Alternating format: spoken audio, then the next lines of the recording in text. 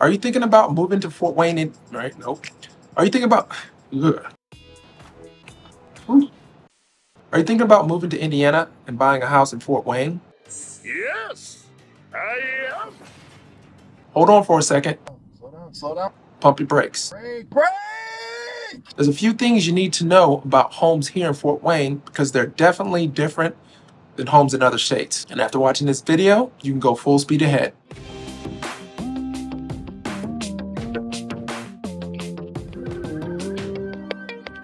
If you're new here and new to me, I'm Noye Dials. That's No Yay, but you can just call me Dials like they did back in the military. And I'm a real estate agent here in Northeast Indiana with Keller Williams and the Modern Indiana Homes Group. Me and my wife, Francesca, help people move here just like we did a couple years ago all the time. In this video, I'm going to talk about 5 active listings that are on the market right now. We're at the end of January.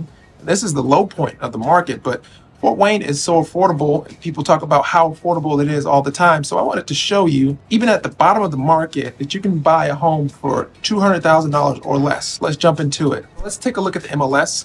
We're going to look at just the active listings in Fort Wayne, and we'll look at $200,000 and below and see what comes up. Looks like there's 91 active listings. It's 91 homes that are $200,000 or less in Fort Wayne, and we're at the bottom of the market. So here we go. So we're at our first house, 2406 Oaktree Way, Indian Village, in that subdivision.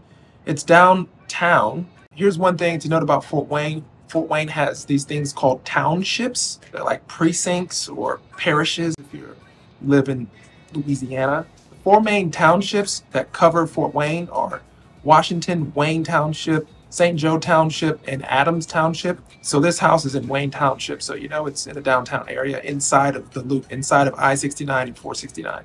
You got over 2,100 square feet above ground, and on the finished basement downstairs, there's over 700 square feet. So that's one thing about Fort Wayne homes and Indiana homes in general. There are a lot of homes with basements, full basements in the state of Indiana. Let's take a look at this house. It's $200,000.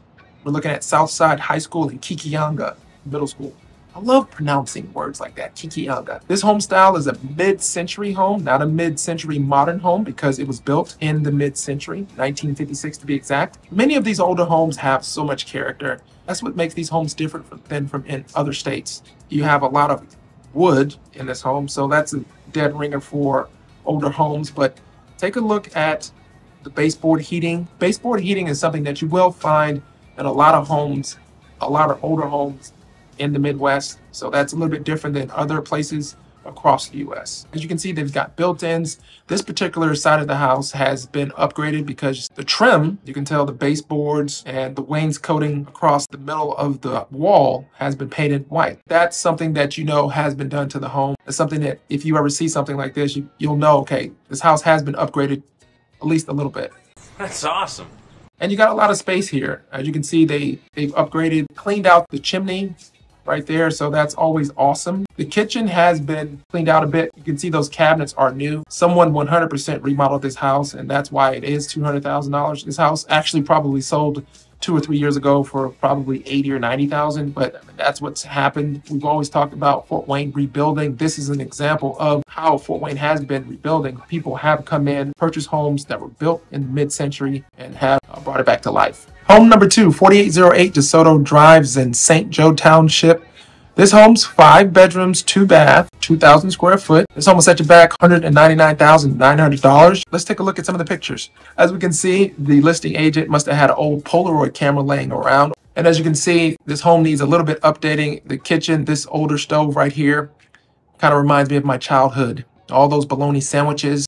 One thing to note about this house, just like a lot of homes in Fort Wayne, do have sunrooms, which is a lot different than in the South. I remember growing up, there were a lot of screened-in porches, but summer lasted a long time down south, and winter is a lot shorter, a lot smaller down south. So up here, I believe that's why they have more sunrooms up in Fort Wayne, Indiana. You can find sunrooms in older houses and newer houses. If you're not used to that, you can expect to see sunrooms in some homes throughout Fort Wayne. Home number 3, 314 West Concord in Lincolnshire subdivision. Told my assassin the brother, we better go for some victuals, man. I'm sorry. Sounds very medieval. This house was built in 1960, so we're still in the mid-century. The thing to note about Fort Wayne's history is that there was a large expansion in Fort Wayne after World War II. Actually, Fort Wayne saw its largest growth during that time. Baby boomers, after they came back from World War II. As a matter of fact, here's a fun fact about Fort Wayne. The Detroit Pistons actually started here in Fort Wayne. Fred Zondler made pistons for locomotive engines, and the Pistons started off as a company team, then they went semi-pro and then pro. Their first NBA season was actually here in Fort Wayne, and then they moved to Detroit. That's, again, why you'll see many more homes, especially downtown, built 40s, 50s, 60s in Fort Wayne, because that was basically kind of the peak of Fort Wayne until recently. So this home here is a love tri-level homes. You don't see them that often anymore, but every time I think of a tri-level home, I think of a den, because that third level, it's always perfect for a den. Kind of takes me back. I love this living room. They've got rugs on the floor and the wall. That's classic. I actually need to get the wife and tell her we need to put some rugs on the wall. I love that. Yes, well, with that money, you can buy any number of rugs. This is a very spacious home. You can tell that this home 100% was updated a little bit, probably not a lot. The kitchen is a little small.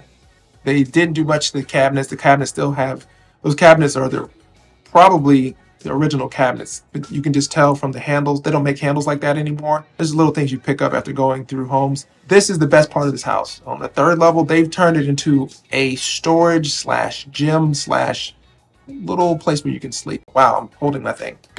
Oh, Jesus. So this is my favorite place in the house. The tri-level area here, they're using it for 3 different areas. You've got your rec area, you've got a place where you can sleep, and you also got a place where you can store all your old CDs and cassettes.